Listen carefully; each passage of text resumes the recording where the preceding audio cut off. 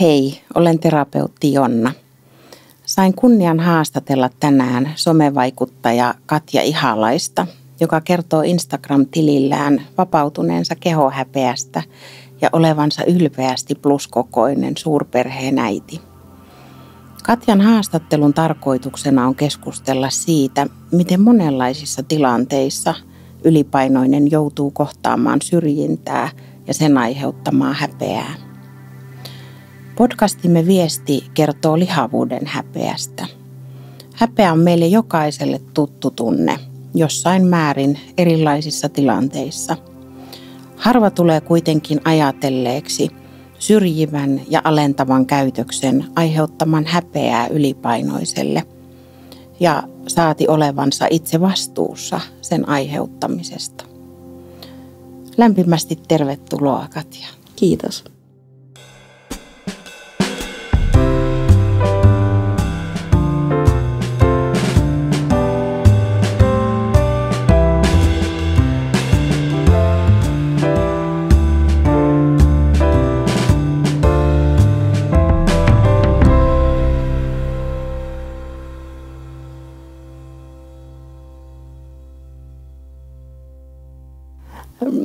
Millainen on sun mielestä nykyään suhtautuminen ylipainoon yhteiskunnassa? No sanotaanko näin, että ollaan menossa oikeaan suuntaan, ainakin niin kuin terveydenhuollon niin kuin puolesta, mutta näkee kyllä paljon vielä näitä epäkohtia, mihin mä oon halunnutkin puuttua Instagram-kanavaan muun muassa, että niistä puhua ääneen omista kokemuksista ja myös seuraajien kokemuksista. Kyllä vaan. Professori ja lihavuustutkimusyksikön ylilääkäri Kirsi Pietiläisen mukaan lihaviin potilaisiin suhtautuminen on kyllä edelleen osin asenteellista ihan tiedostamattakin. Kyllä. Ootko sä itse joutunut kokemaan terveydenhuollossa asenteellisuutta tai peräti syrjintää? No varsinkin silloin nuorempana. Otan tässä nyt esimerkkinä. Odotin siis esikoistani ja ravitsemusterapeutin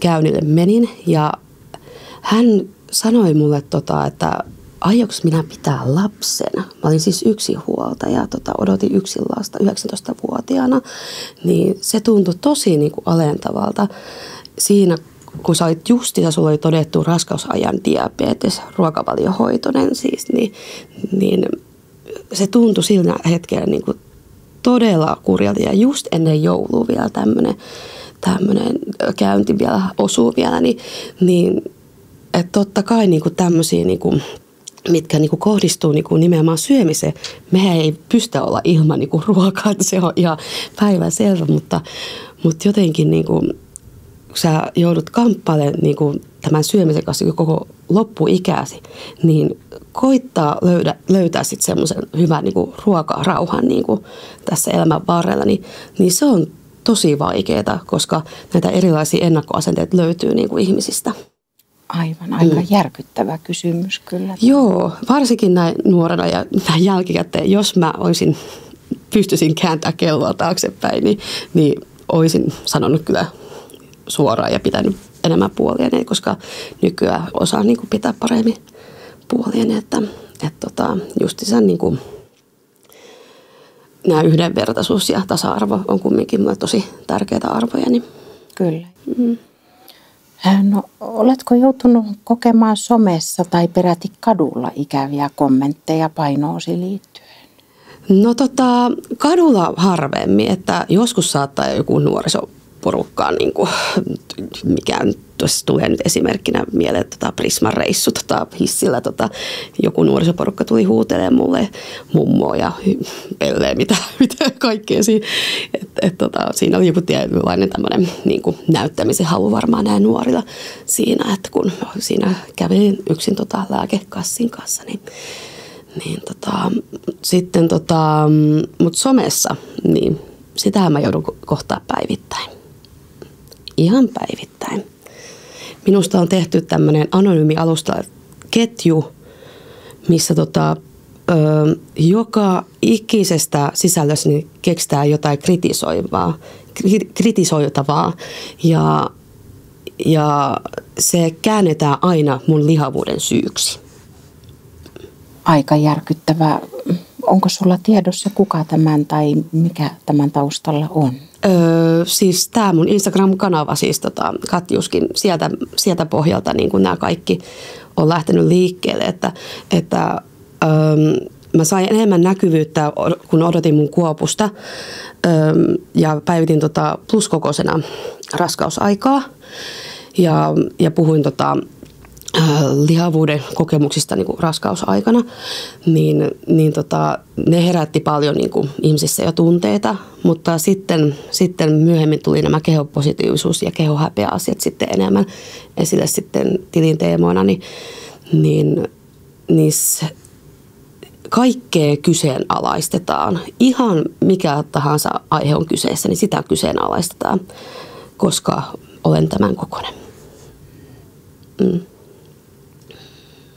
Miltä se sinusta tuntuu? No aluksi se tuntuu kurjalta. Toki mä puhun nyt näistä ajoista, kun mä eka kerran kohtasin ne kommentit siellä raskausaikana, niin totta kai ne järkytti ekana, koska mä en ole tottunut vielä siihen, mutta surullista kyllä siihen kyllä tottuu ajan myötä. Ja jossain vaiheessa minä tein jopa silleenkin, että minä jopa yritin vähän niin kuin taistella heitä vastaan, että mä kävin lukemassa näitä kommentteja päivittäinkin. Mutta nyt syksyllä mun oli pakko tehtävä se päätös, koska tämä kulunut vuosi on ollut tämä kulunut syksy on ollut henkisesti tosi raskas, niin kuin, koska tässä on alkanut tämä Ozempic-matka ja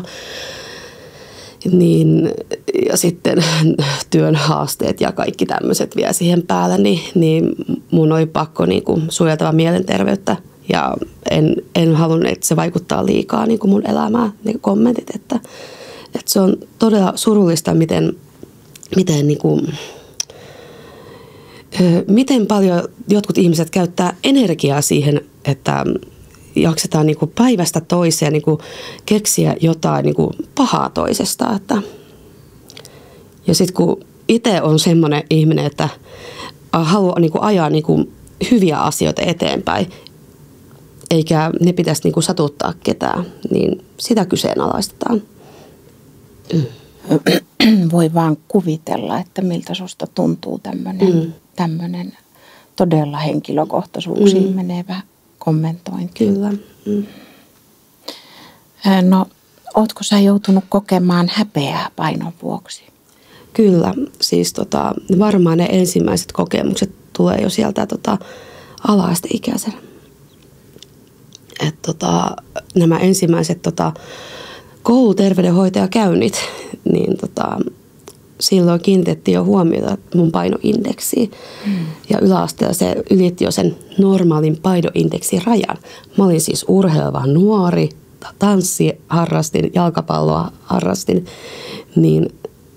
niin siitä lähtien musta on puhuttu, että mä oon ylipainoinen. Ja varmasti tämä nuoruusaika on yksi niistä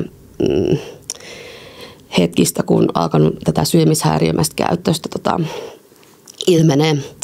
Ja itse asiassa mä muistankin tässä, mä aloin eilen pohtia näitä, mitä mä haluan nostaa tähän haastattelun teemaksi, niin oli joskus tämmöinen kisa ala-asteella, kun tämmöinen liikuntaseikkailu tai joku tämmöinen vastaava. En muista ihan tarkkaan sen nimeä, mutta eli miten paljon enemmän lapset liikkuu, niin sitä enemmän saivat pisteitä.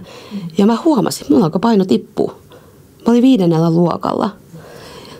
Ja jos minä näkisin tuommoista nykypäivänä, eikä sitä varmaan sallittaisikaan enää, niin kyllä mä puuttuisin siihen tosi niin kuin jyrkästi, koska ei toi ole niin kuin tervettä suhtautumista liikkumiseen, että mitä enemmän liiku, sitä enemmän saat pisteitä. Eli semmoista kilpailua. Joo, koulujen välillä oli, joo. Oli tämmöinen esimerkki tuli nyt mieleen, että mä luulen, että tämä missä laitoskulttuurissa me eletään nyt tällä hetkellä, niin sieltä ala-asteelta saakka niin kuin mä luulen, että se on iskostunut sinne mun mieleen ja ne kehohäpeelliset ajatukset, niin ne on alkanut niin kuin sieltä muodostui, että kun me ollaan kumminkin herkässä iässä, kun aletaan lähestyä murrosikää ja kehon muutokset ja sitten nämä ilkeät kommentit, mitä niin kuin, koulussa saattoi kuulla. Minunhan sanottiin milk-tankkeriksi rintojeni takia esimerkiksi. Ja kaikki tämmöinen älytön kommentointi, niin se on tosi raskasta niin kuin herkälle mielelle, nuorelle lapsille varsinkin. Ja voin sanoa, että ei se ainakaan ole mennyt parempaan suuntaan nyt niistä ajoista, missä minä olen elänyt. Että koska nykyään meillä on some tässä, missä sä et voi päästä karkuun näitä kommentteja. Ja nähtävästi se ei koske vain lapsia, että näin ei, myös aikuiset toimivat. Ei todellakaan. Että sanotaanko näin, että mitä isompi oot, niin sitä enemmän varmasti tulet saamaan lokaa niskaa. No, onko sulla ajatusta, että millaiset asiat sä oot itse kokenut vaikuttavan sun painoon? Kyllä mä luulen, että tämä kylläisyyden tunteen puuttuminen ja painonjojolut on varmasti yksi keskeisimpiä syitä tässä niin kuin matkan varrella, että mä oon monta kertaa laihduttanut. Mä oon laihduttanut ennen häitä, mä oon laihduttanut raskauksien aikanakin, koska minua on suositeltu, että minun ei saisi yhtään nousta paino raskauden aikana, koska mä olin riskiodottaja, niin se paine siinä, mikä siinä niin kuin huoli tietenkin omasta terveydestä ja tulevasta lapsesta, mutta se, että miten syyllistävä tämä meidän kulttuuri on niin kuin lihavilla, niin se on tosi kurjaa, että sä et oikein pääse missään elämänvaiheessa sitä niin kuin karkuun, kun vasta sitten, kun sulla on paino tippunut sen verran, että sä pystyt niin kuin saamaan sitä kautta sen kehorauhan. Ja täytyy nyt sanoa vielä, että ja vaikka sä olisit laihduttanutkin, niin joku aina näkee siinäkin jotain väärää. Että esimerkiksi nyt Ozempic-matkan aikana mun kehopositiivisuusajatuksia on kyseenalaistettu. Joo, siitä tulikin mieleen, että ikään kuin somessakin olisi ajatus siitä, että on oikeita ja vääriä tapoja laihduttaa. Niin. Koetko sä näin? Kyllä, että nähdään Ozempic niin kuitenkin vääränä tapana ilmeisesti. Se nähdään jotenkin heikkouden merkkinä, kun itse näen niin kuin nimenomaan, se on ollut niin kuin tieteen kannalta tosi mullistava tekijä, että nykyään löytyy keinoja. Ja täytyy vielä nostaa tässä, kun otettiin puheeksi tämä Ozempic, että mähän saa niin kuin aika usein pelotteluviestejäkin tähän liittyen. Oletko sinä kuullut näistä haitallisista oireista ja linkataan näitä tämmöisiä uutisotsikoitakin. Ja minähän niitä menen lukemaan, koska se ei niin kuin auta minua eteenpäin niin kuin tässä omalla matkalla. Ja mä luulen, että mitä enemmän tässä niin kuin matkaa kuljetaan, niin sitä viisaammaksi me tullaan, että miten tämä Ozempic tulee oikeasti niin kuin vaikuttaa meihin jokaiseen. Että enemmän tämä Ozempic on ollut nyt käytössä niin kuin diabetikoilla aluksi, mutta nyt se on tullut käyttöön niin kuin kaikki, ketkä haluaa niin kuin pudottaa sitä painoakin myös. Aivan. Ja kuten Kasperi Soinisen lääkärin kanssa keskusteltiin, niin ylipaino usein johtuu siitä, että suolistohormonit eivät toimi samalla tavalla kuin hoikalla ihmisellä, että Kyllä. sitä varten meillä on näitä lääkkeitä. Kyllä, nimenomaan. Että mä oon tätä matkaa halunnutkin avoimesti jakaa seuraajille, koska sitäkin on välillä mietitty, että onko minun järkevää sitä avoimesti jakaa, mutta mä en koe saavani siitä sitä suurinta vertaistuellista apua, jos mä en sitä jakaisi. Että kun joidenkin mielestä minä olen tiputtanut painoa, kun mä liian hitaastikin, että se, kun mä jaan tätä avoimesti kaiken, niin sekin on kuulemma ollut se syynä, mutta minä ehkä olen vähän eri mieltä tämän asian suhteen, että voin sanoa, että 12-11 viikon aikana 12 kiloa pudotus ei ole todellakaan mikään huono saavutus todellakaan, että mä olen todellakin ylpeä ollut nyt tästä niin kuin kuluneesta syksystä, vaikka se on todella henkisesti raskasta aikaa nyt ollut mulle. Ja ravitsemusterapeutti Marianna Höltä juuri kertoi, että mitä hitaammin laihduttaa, sen parempi. Että 11 kiloa 11 viikossa on ihan valtavan paljon. Kyllä.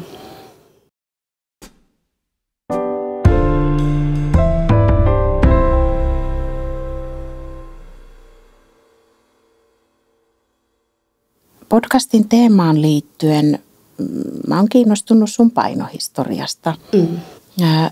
Ootko sä koko elämäsi aikana ollut aina suhteessa samankokoinen? En ole ollut. Että sanotaanko näin, että 2011 vuonna, kun minä halusin laihduttaa personal trainerin ohjeistuksella ja tuella, niin silloin viimeksi mä oon painanut 2-numeroisen luvun verran, mutta sen jälkeen, kun aloin odottaa sitten meidän toista lasta, niin sitten se paino siitä hiljalleen noussut ylöspäin. Ja nyt viime kesänä mun painoni on ollut nyt suurimmilla kuin koskaan ennen. Ja se oli se syy, miksi mä halusinkin lähteä tähän Ozempikin matkaan mukaan, että menin työterveyslääkärille monien pohdintojen jälkeen, koska mä ajattelin, että tälle tämä ei voi jatkua, että vaikka mä olen tyytyväinen niin kuin itseäni, omaan kehooni ja haluan niin kuin ajaa hyviä asioita eteenpäin, mutta terveys edellä kuitenkin tässä mennä ja täytyy niin kuin sekin huomioida, koska hirveästi niin kuin kehopositiivisuusasiat niin kuin kyseenalaistaa sitä, että sinne niin kuin sekoitetaan nämä terveys- ja kehopositiivisuusasiat niin kuin keskenään, kun ne on kaksi ihan eri aihetta kuitenkin, niin sen takia mä en ole hirveästi niitä halunnut niin kuin tässä nostaakaan aina tässä Ozempikin aikana, koska se on aihe erikseen, koska kehopositiivisuus kumminkin kuuluu meidän kaikki kuitenkin, että meillä on oikeus rakastaa itseämme ja omaa kehoa ja meillä on oikeus kehorauhaan. Ja voisiko sanoa, että kysymys on nimenomaan ihmisarvosta, joka on koosta huolimatta sama? Kyllä, ja vasta niin kuin nyt tässä niin kuin 10 vuoden sisällä ollaan vasta tähän havahduttu, että ehkäpä kun hyväksymme itsemme edes neutraalilla tasolla, niin se ajaa meitä voimaan paremmin ja huolehtimaan myös terveydestä. Kyllä, näin on. No, kerroitkin jo, että jotain laihdutuskokeiluja sinun historiassa on, mutta voiko sanoa, että se on ollut tämmöistä jojo-tyyppistä? Kyllä, joo. Ja niitä on lukuisia kertoja kyllä, että se personal trainer, mä mainitsinkin jo aiemmin, että silloin mä 3 kuukauden rankalla CrossFit-treenillä ja 1600 kalorilla loppukohden, niin mentiin siinä sitten, niin laihdutin 15 kiloa 3 kuukauden aikana ja mitä minä painoin sitten sen jälkeen 92 kiloa, joo, jotain tämmöistä, niin se oli kyllä aika hurja prosessi, ja varmasti niin kuin kehollekin semmoinen, niin kuin, että sitten kun kalorivaje on niin paljon suurempi verrattuna siihen vanhaan, ja sitten kun alkaa pikkuhiljaa ne kylläisyyshormonit siellä sitten havahtumatta, hei, pitäisikö sitten syödäkin enemmän, ja ei ole enää niin kuin tämmöistä niin kuin, tukea tässä niin kuin matkalla, kun tämä on siis tämmöinen, mitähän se maksoi, 1500 euroakin jopa. Ja nyt tätä nykyistä matkaa on nyt kulunut kohta 3 kuukautta, niin mä oon aika alussa kuitenkin vielä, mutta tässä täytyy huomioida, että tässä nyt semmoinen tosi muistava lääketuki nyt taustalla, että se takaa sen, että toki täytyy vielä nostaa sekin vielä puheenaiheeksi, mistä mulla on peloteltu nyt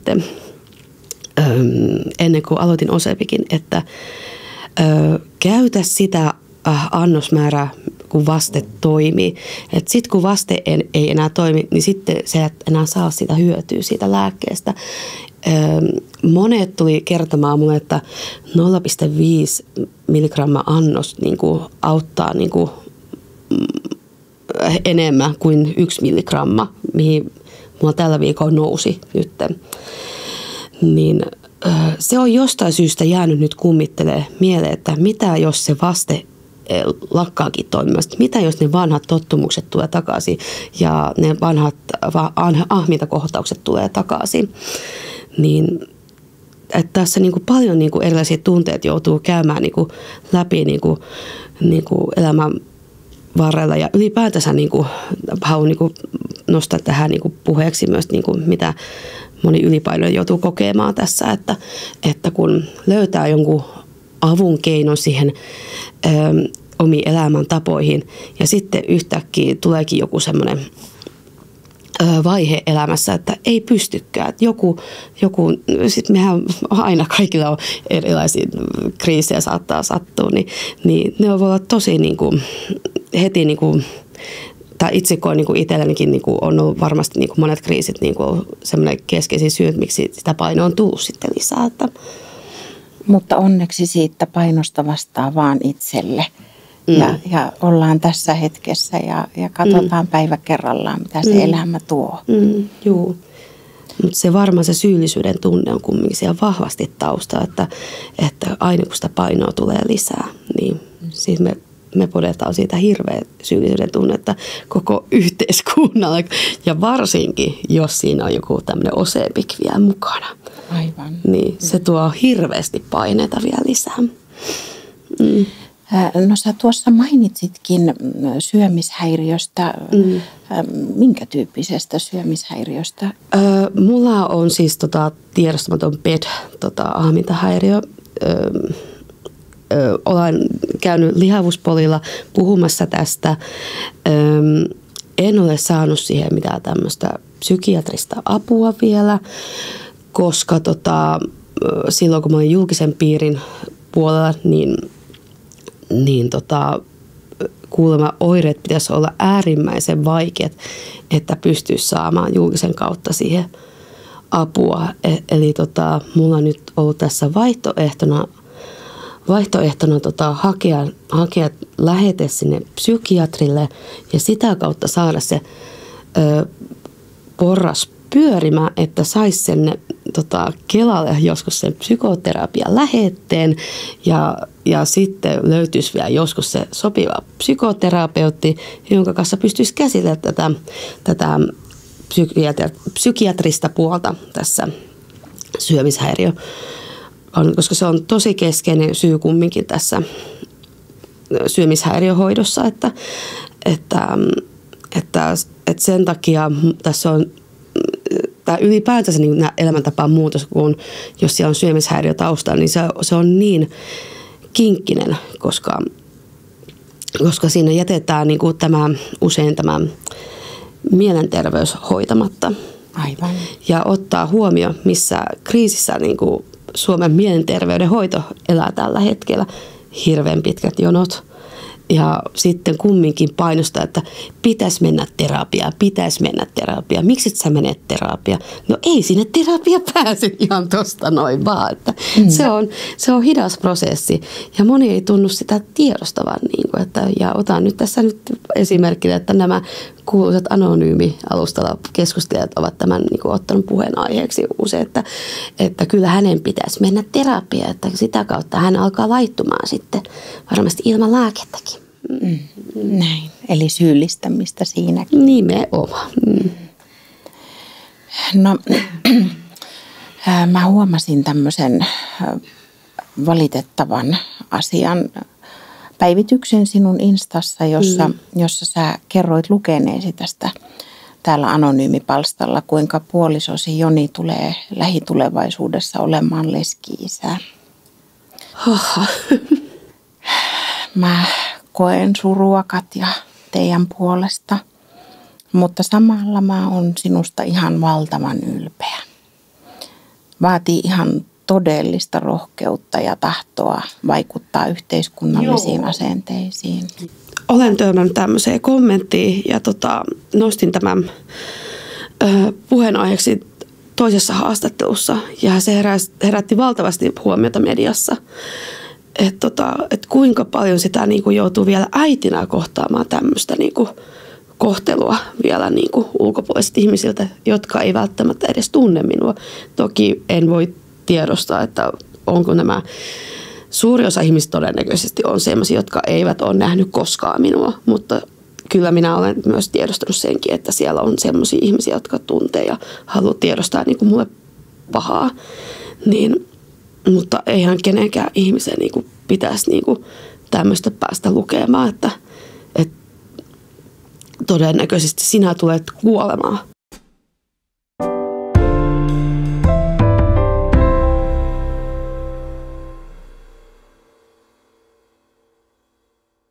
No millainen oli sinun opintie ylipainoisena lapsena ryhmässä tai luokassa? No täytyy vielä nostaa tähän puheenaiheeksi, että mulla on siis todettu dysfasia lapsena. Ja se on tietynlainen matka ollut tässä niin kuin Instagramin aikana kanssa, että oppimaan hyväksymään itsensä juuri sellaisena kuin on kokonaisuutena, niin ei todellakaan ole ollut helppo, niin jos siihen niin kuin nojataan.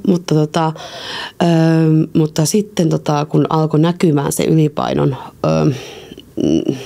yläkoulussa ja sitten tuolla ammattikoulussa, niin kyllä niitä ennakkoasenteita näkyy, että ei ehkä niinkään opettajissa, mutta enemmän niissä oppilaissa kuitenkin. Kerrotko vielä minulle ja katsojille dysfasiasta, että mistä siinä on kyse? Puhutaan nykyään kehityksellisestä kielihäiriöstä, eli kielinen erityisvaikeus. Eli sun on vaikea ymmärtää tai tuottaa puhetta, ja siinä on erilaisia muotoja. Ja mulla oli keskivaikea dysfasia lapsena, todettiin, että mä pystyin vasta kommunikoimaan ensimmäisen kerran vasta 5-vuotiaana. Ja nyt mä oon 33 vuotta täältä seuraavaksi, niin mä teen videopodcastia tässä, niin voi sanoa, että on aikamoinen harppaus tehty 5-vuotiaasta alkaen, että kova kuntoutus on tässä taustalla. Että se on mahtavaa. Kyllä. Ja olen ylpeä, että olen tässä hetkessä tällä hetkellä, että pystyn niinku tekemään tätä ihan työkseni, että se on ihan mahtava, hieno tunne. Ja sama myös inspiroivaa, että pystyy niinku myös heidän, jolla on niinku samoja haasteita elämässä. Ja varmasti moni niinku perheenkin pystyy näihin samaistumaan omia lastensa kautta, niin pystyy sitten tätä kautta kanssa inspiroimaan, että ei se ole mikään maailmanloppudiagnoosi, että sä pystyt elämään sen kanssa ja kehittämään itseäsi eteenpäin ja pystyt niinku löytämään niitä oppimiskeinoa, millä sä pystyt niinku pärjäämään elämässä. Aivan. Se on tosi rohkaisevaa varmasti monelle. Joo. No, voisitko sä kertoa sun lapsuuden kodin kehoasenteesta?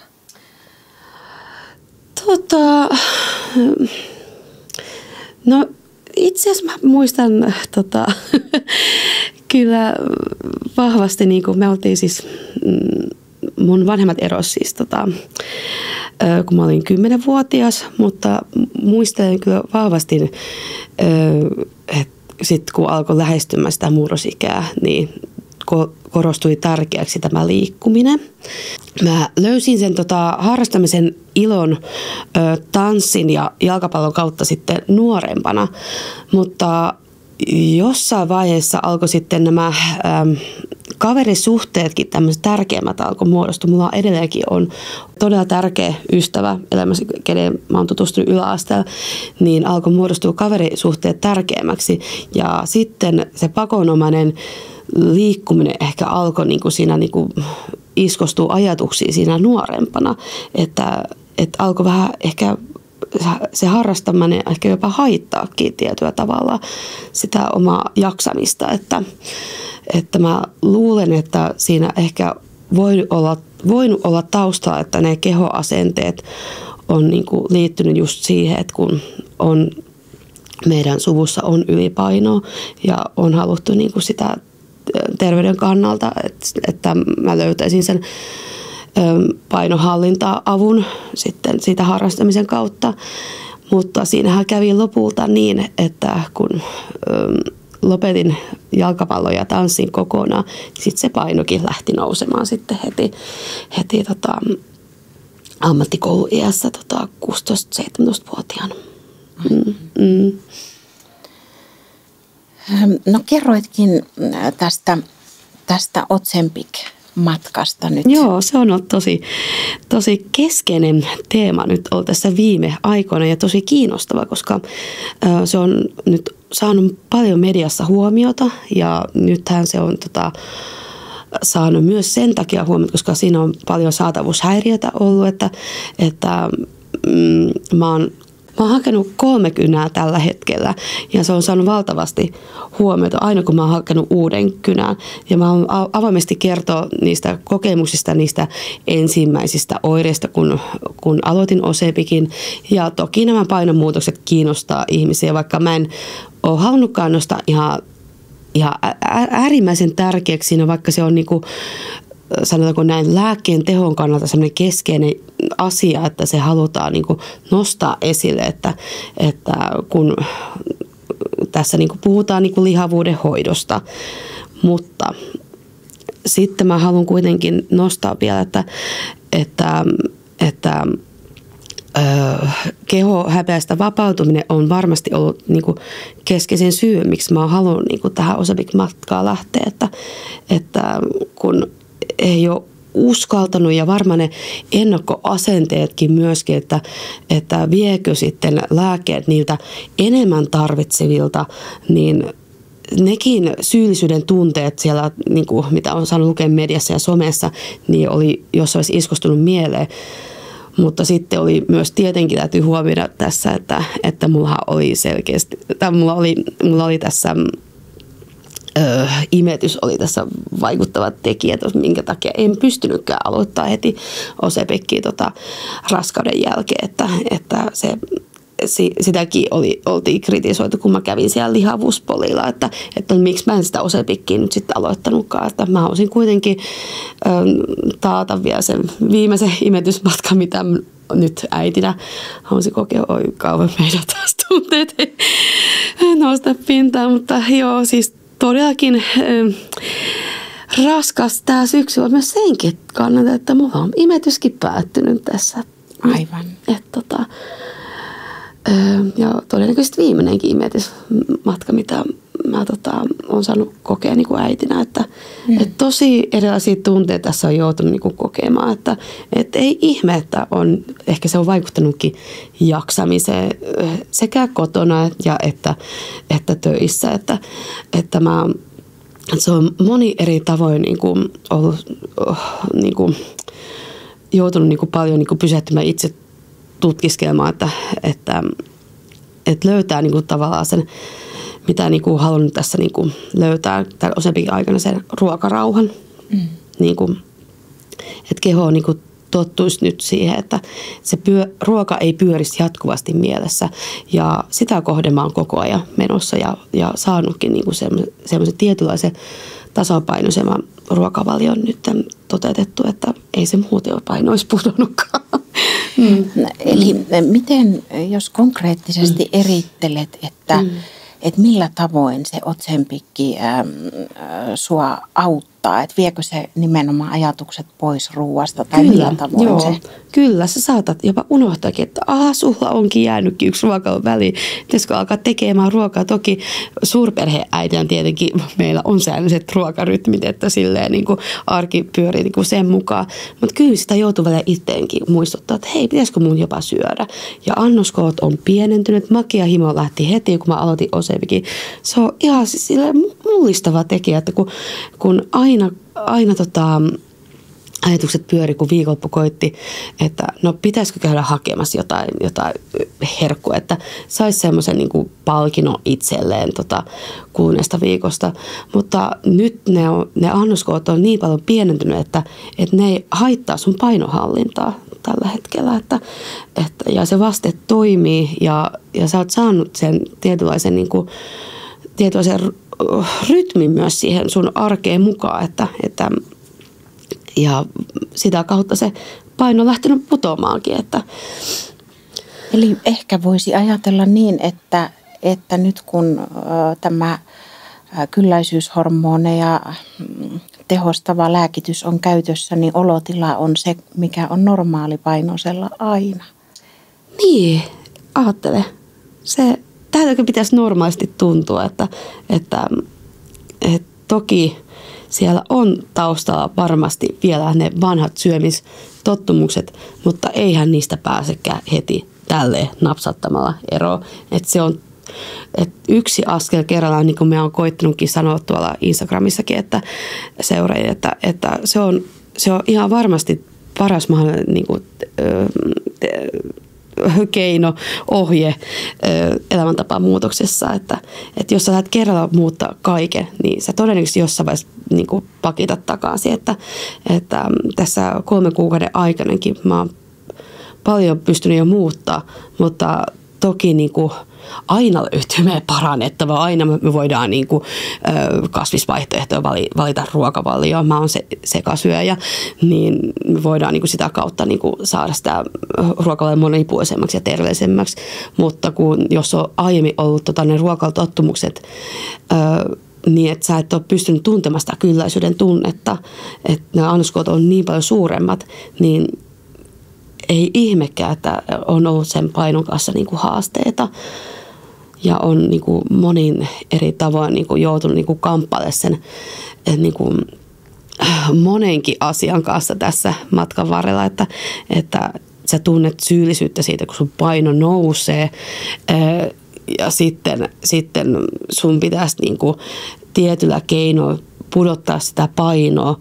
Sä et niin kuin löydä millään tavalla sitä ruokarauhaa.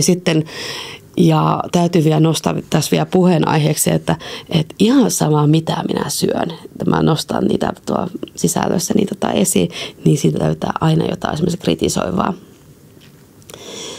Ja enkä mä tietenkään aina niin kuin meillä löytyy jotain parannettavaa, mutta siitä kuitenkin täytyy pitää semmoinen maalaisjärki kuitenkin tässä taustalla, että sä pystyt ihan normaali kotiruoallakin niin kuin pärjäämään hyvin, että jos joku kritisoi sitä, että mä syön makaronilaatikkoa kotona, niin kyllä se niin kuin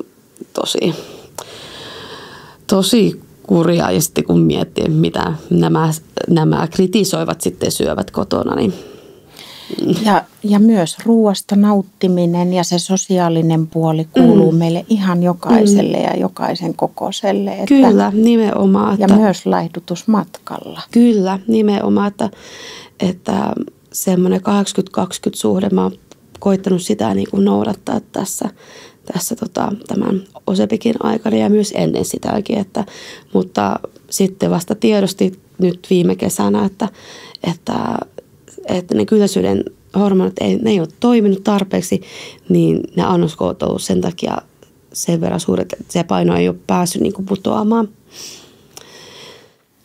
Ja sitä voi tietysti jokainen itse ajatella, meistä jokainen tietää, miltä nälkä tuntuu. Ja silloin kun ne kylläisyyshormonit eivät toimi normaalilla tavalla, niin se nälkä on paljon suurempi kuin sitten Kyllä. normaalipainoisella, että kukaan meistä ei jaksa nälkää pidemmän päälle. Ja täytyy ottaa vielä huomioon, että syömishäiriö on mielenterveydellinen sairaus ja siihen ei saada helposti apua. Niin musta on todella väärin, että me, kenellä on syömishäiriö, niin podetaan siitä syyllisyyttä vielä, että kun emme saada siitä yhteiskunnalta tarpeeksi apua kuin monen mutkan kautta vasta.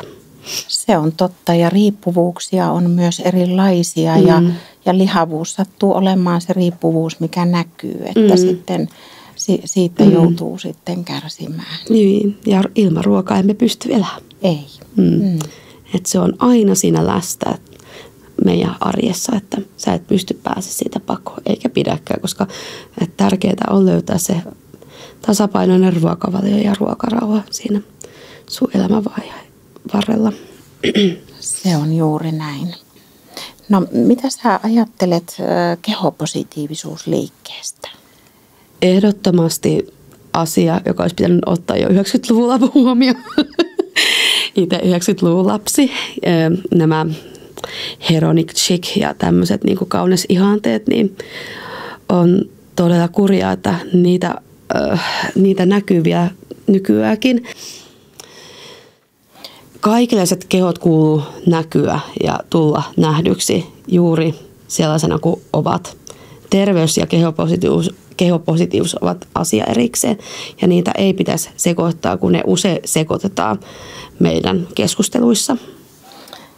Joo, kyllä se oikeastaan vastasikin kysymykseen, että onko kehopositiivisuusliikkeen viesti ymmärretty oikein sinun mielestä? Ei aina, että kyllä yhä enemmän ihmiset tiedostaa oikeasti, mistä siitä on kyse. Kiitos some.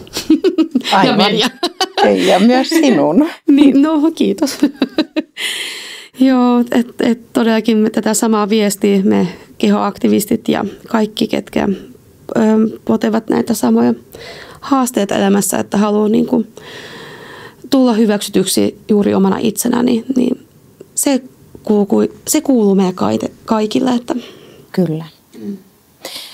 No, keskustelupalstoilla tuntuu olevan käsitys siitä kehopositiivisuudesta, että se on lihavuuden ihannointia. Olisitko itse mieluummin normaalipainoinen, jos se olisi mahdollista?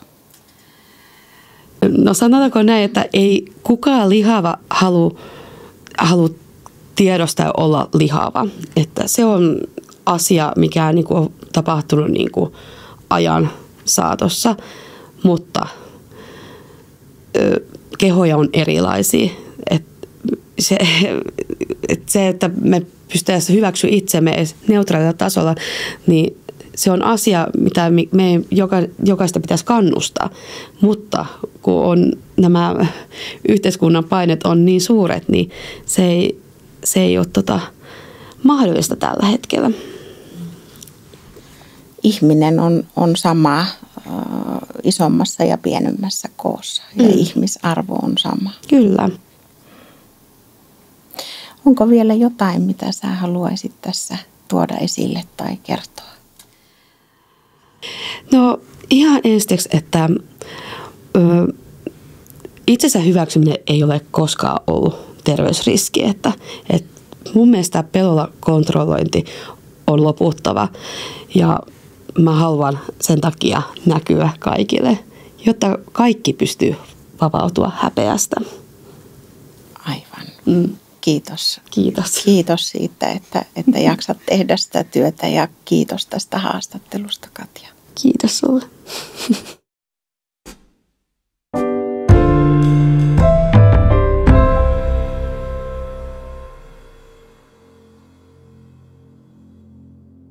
Mitä näet katsoessasi tuntematonta sairaaloisen lihavaa ihmistä?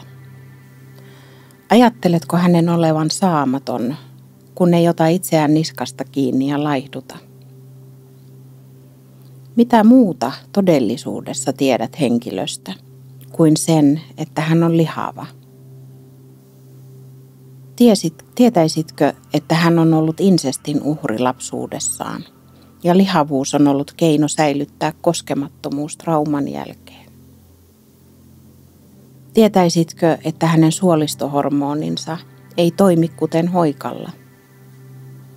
Kylläisyyttä ei kenties tule koskaan ja nälkä on jatkuvasti.